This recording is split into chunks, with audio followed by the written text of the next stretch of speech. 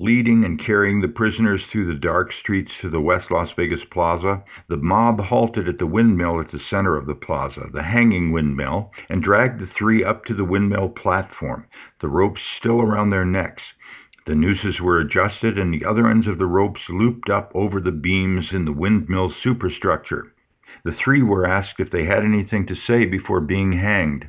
Tom Henry replied that his true name was Thomas Jefferson House, and requested that somebody write to his parents, Mr. and Mrs. U.B. House in Pueblo, Colorado.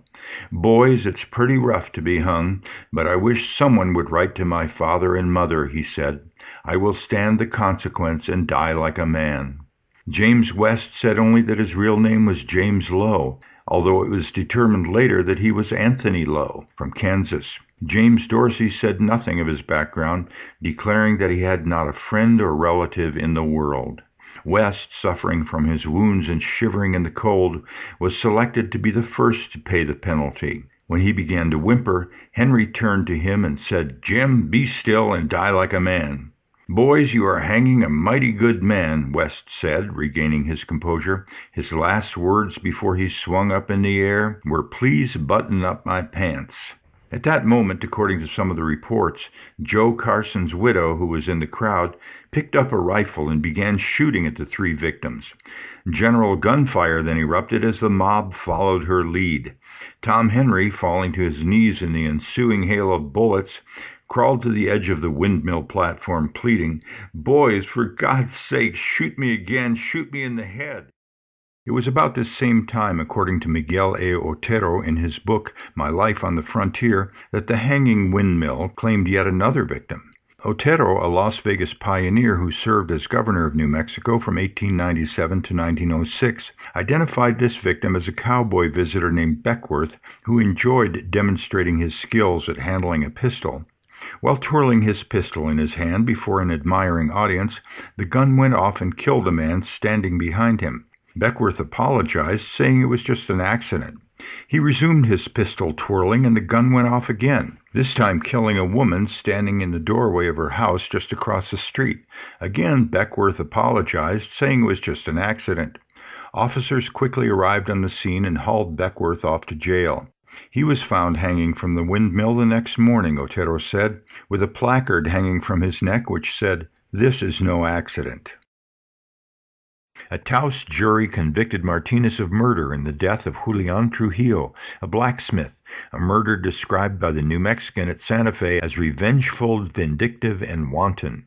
This, according to one of the lawyers who was present, is how Benedict sentenced the young man. "Jesus Maria Martinez, stand up.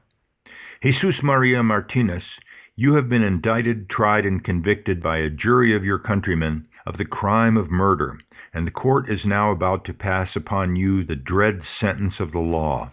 As the usual thing, Jesus Maria Martinez, it is a painful duty for the judge of a court to pronounce upon a human being the sentence of death. There is something horrible about it, and the mind of the court naturally revolts from the performance of such a duty. Happily, however, your case is relieved of all such unpleasant features, and the court takes positive delight in sentencing you to death. You are a young man, Jesus Maria Martinez, apparently of good physical condition and robust health. Ordinarily, you might have looked forward to many years of life, and the court has no doubt you have, as you expected to die at a ripe old age. But you are about to be cut off in consequence of your own act. Jesus Maria Martinez, it is now springtime. In a little while the grass will be springing up green in these beautiful valleys, and on these broad mesas and mountainsides flowers will be blooming, birds will be singing their sweet carols, and nature will be putting on her most gorgeous and her most attractive robes, and life will be pleasant, and men will want to stay. But none of this for you, Jesus Maria Martinez. The flowers will not bloom for you, Jesus Maria Martinez. The birds will not carol for you, Jesus. And that you there be hanged by the neck until you are dead. And the court was about to add, Jesus Maria Martinez, may God grant mercy on your soul. But the court will not assume the responsibility of asking an all-wise providence to do that which a jury of your peers has refused to do. The Lord will not have mercy on your soul. However, if you affect any religious belief or are